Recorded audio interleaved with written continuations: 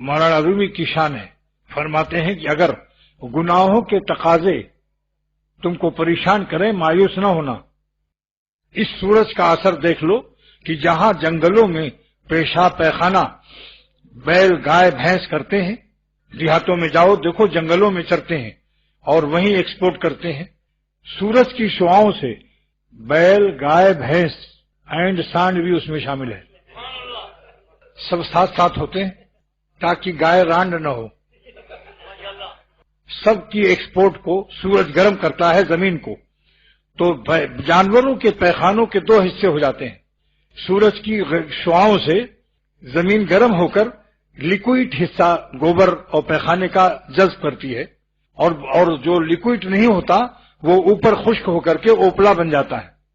Naan by روٹی پکانے والے اس کو لے جاتے ہیں اور نان بائی روٹی تندور میں وہ ڈال دیتے ہیں تو وہ لال ہو جاتا ہے اور اس کے اندر کوئی بدبو بھی نہیں رہتی اور سرخ ہو جاتا ہے۔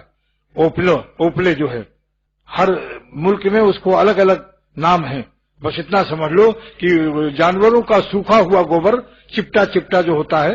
اب اس سے زیادہ میں نے جغرافیہ بیان کر دیا، تاریخ آپ سمجھ آئیے۔ تو وہ مولانا رومی فرماتے ہیں کہ گوبر کتنا سخت گندا بدبودار تنور میں جا کر وہ روشن ہو جاتا ہے، اس کا گال بھی لال ہو جاتا ہے اور بدبو بھی نہیں رہتی۔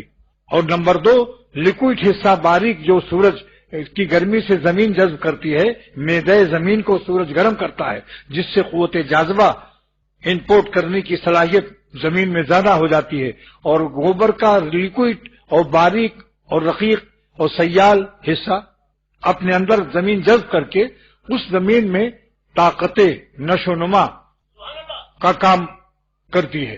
وہ زمین کا وہ کھاد گلابوں میں، چمیلیوں میں اور گندم میں وہ ڈالا جاتا ہے، جس کی وجہ سے آپ کی دم ہلانے لگتے ہیں کھا کر کے۔ اگر کھانا نہ ملے تو دم ہلے گی، یہ ساری شرارت گندم کی ہے۔ تو اللہ سبحانہ و تعالی اس زمین کو جس نے لیکوئڈ گوبر کو چوس لیا، وہ زمین اس قابل ہو جاتی ہے کہ جہاں لگا دو گلاب چمیلی خوشبودار۔ وہ گندگی سورج کی احسان اور سورج کی گرمی سے وہ گندگی انسانوں کے لیے خوشبودار گلاب چمیلی بن گئی۔ گوبر کا سیال حصہ کیا بن گیا؟ گلاب چمیلی بن گیا۔ تو مولانا رومی فرماتے ہیں کہ جب سورج مخلوق ہے اور برائے انسان ہے، خادم انسان ہے سورج، اس کی کیفیت سے نجاست کا دو حصہ، غلاظت گوبر کا سخت حصہ تنور میں جا کر روشن ہو گیا، گال بھی لال ہو گئے اور روٹیاں پک رہی اس سے، اور رنگ بھی، کلر بھی بدل گیا، کالا کالا گوبر تھا وہ سرخ ہو گیا، رنگ بھی بدل گیا، صورت بھی بدل دی، سیرت بھی بدل دی۔ اور جو لیکوئڈ حصہ تھا سیال، وہ بیلا چمیلی گلاب کے پھولوں کے گملوں میں ڈال دیا تو اس سے خوشبودار پھول پیدا ہو رہے ہیں۔ تو تم کیوں گھبراتے ہو اپنے گندے گندے تقاضوں سے اور گوبروں سے؟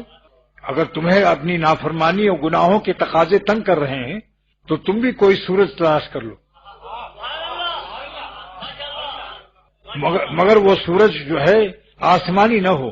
آسمانی سورج تو اللہ کافروں کو بھی دے رہا ہے جس سے وہ سنبات کر رہے ہیں، سمندروں کے کنارے اپنا کلر بدلنے کی کوشش کر رہے ہیں کہ سورج کی گرمی اور شعاؤں سے ہم بہت زیادہ جو وائٹ ہیں ذرا درمیانہ ہو جائے۔ چڈی پہنے ہوئے ننگی عورتیں، ننگے آدمی پڑے رہتے ہیں سمندر کے کنارے۔ یہ سیاحت کا فیض ہے کہ ہر قسم کی چیزیں سفر میں نظر آتی ہیں، لوگ بتاتے ہیں یہ سنبات کر رہے ہیں، دیکھو ننگے لیٹے ہوئے۔ تو جس کو گناہوں کے تقاضے تنگ کر رہے ہوں اور گندے گندے گناہ کرنے کو بے چین اور پاگل ہو رہا ہے، اس کو بھی کوئی سورج تلاش کرنا چاہیے، مگر جو آسمانی سورج کے علاوہ ہو، ہدایت کے سورج ہوں، ان کی صحبت میں رہو تو تمہارے بھی گندے گوبروں کی دو حصے ہو جائیں گے۔ کچھ حصہ اوپلا بن کر تنور میں روشن ہو جائے گا اور کچھ حصہ خوشبودار بن کر پیٹ میں ناف کے نیچے گوبر بھرا ہوگا اور ناف کے اوپر اس کی زبان سے اللہ والوں کی صحبت کے صدقے میں علوم و معارف کے گلاب کے پھول جاری ہو جائیں گے۔